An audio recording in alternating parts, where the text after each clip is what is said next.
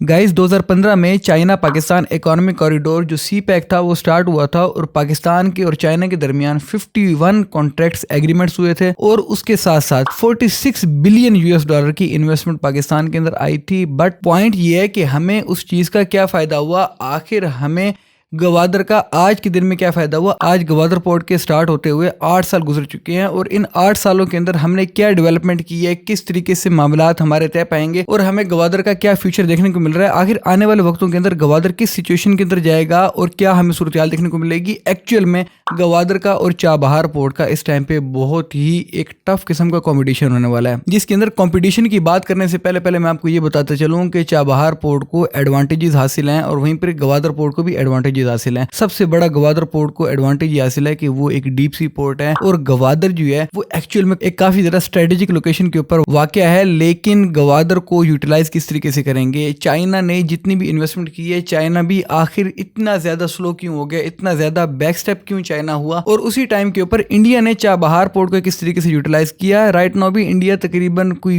20,000 ton गंदम जो है वो चाबहार पोर्ट के थ्रू भेज रहा है और एक्चुअल में गवादर की जो सबसे बड़ी प्रॉब्लम है वो है सिक्योरिटी की। अब आप खुद अंदाजा लगा लें कि एक चीज जो है, देखें कोई भी जियो स्ट्रेटेजिक लोकेशन जो होती है ना, जिस तरह से एक गवादर पोर्ट है वो काफी ज्यादा एक अच्छी स्ट्रेटेजिक लोकेशन के ऊपर, लेकिन मसला ये है कि कोई भी जगह ऐसी हो जो कि बहुत ज्यादा अच्छी हो, उसको कामयाब होने के लिए वहां पर इन्वेस्टमेंट आना बहुत ज्यादा जरूरी है। अगर वहां पर डेवलपमेंट नहीं होगी, वहां पर इन्वेस्टमेंट नहीं आएगी, वो जगह कामयाब नहीं हो सकती, बल्कि वो एक डेड इकोनॉमी बन जाती है आपके लिए कि एक ऐसी जगह, एक ऐसा इंफ्रास्ट्रक्चर डेवलप हो जाएगा जो कि बिल्कुल ही डेड होगा, वहां पर कोई भी आएगा जाएगा नहीं और उसकी जगह के ऊपर सारे के सारे यूटिलाइज करने लग जाएंगे चाबहार पोर्ट को, जो कि इंडिया और ईरान की आपस में डील हुई है और इंडिया ने जहां पर इन्वेस्टमेंट की है, साथ ही साथ जो उन्होंने रेलवे ट्रैक बनाया, तकरीबन 1.6 बिलियन यूएस डॉलर की इन्वेस्टमेंट इंडिया ने की है, वो वहां पर कैश आउट करने लग जाएंगे और हम गवादर को आहिस्ता आहिस्ता खोते हुए चले जाएंगे। पाकिस्तान के अंदर सिक्योरिटी का मसला तकरीबन खत्म हो गया था, लेकिन खत्म होते साथ ही हमने देखा है कि जैसे ये रेजिम चेंज हुआ और नई गवर्नमेंट आई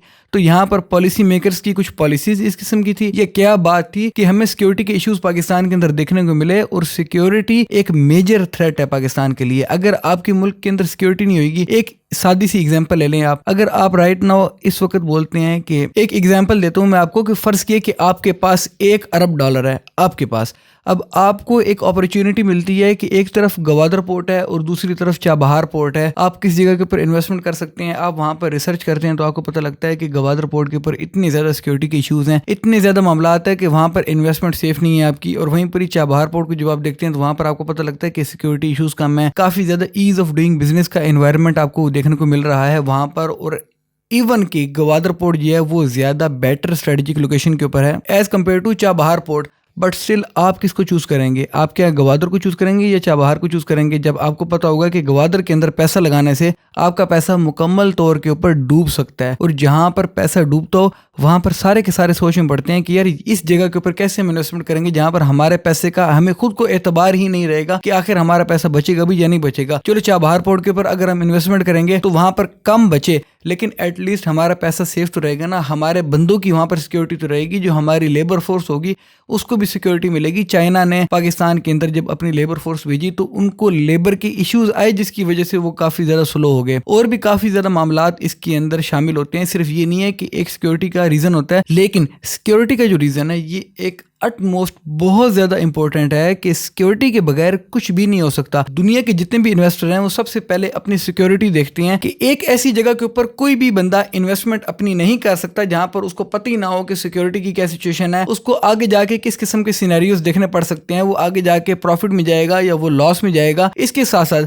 गवादर पोर्ट के अंदर हमें और भी डेवलपमेंट्स देखने को मिलनी चाहिए थी जो कि हमें नहीं मिली। उसकी एक बहुत बड़ी वजह यह है कि नॉन प्रोडक्टिव किस्म की जो है हमने डेवलपमेंट की है। प्रोडक्टिव डेवलपमेंट इंफ्रास्ट्रक्चर इस किस्म को डेवलप किया जाता है कि इंडस्ट्रियल पार्क्स बने, इंडस्ट्रियल जोन्स बनाए चाइना ने, इंडस्ट्रियल जोन्स के बाकायदा नक्शे भी तैयार हैं, सब कुछ है। ऐसा नहीं है कि चाइना ने कुछ किया नहीं है, चाइना ने किया है, बट चाइना आगे क्या कर सकता है कि जब हमारी अपनी मुल्क के अंदर स्टेबिलिटी ना हो, आपके मुल्क के अंदर ना इकोनॉमिक स्टेबिलिटी हो, ना इस बात का एतबार हो किसी के ऊपर कि जो पॉलिटिक्स है वो किस तरफ जाएगी, वो आज कहाँ पर जा रही है, कल कहाँ पर जा रही है, ना उनको इस बात का पता होगा कि उन्होंने डील आखिर किस तरीके से करनी है। इवन के इमरान खान ने ओपनली भी आके काफी ज्यादा बातें की हैं कि हमारे पास किस किस्म की पावर होती है, मतलब कि जो एक मुल्क का प्रीमियर होता है, जो प्राइम मिनिस्टर होता है, उसके पास किस किस्म की पावर्स होती हैं, वो अपने पावर्स को यूटिलाइज कर सकता है नहीं कर सकता। ये काफी ज्यादा बातें अब खुल चुकी हैं और इसको खुलने के बाद इसको दबाने का कोई भी फायदा नहीं है, बल्कि इसको डिस्कस करने की जरूरत है, इसके अंदर डिबेट की जरूरत है कि आखिर हमने हल क्या निकालना है, हमने किस साइड पर जाना है। हमने अपना जो ये फ्लैगशिप प्रोजेक्ट है, क्या हमने इसको सिर्फ लोन के अंदर कन्वर्ट करके और अपने ऊपर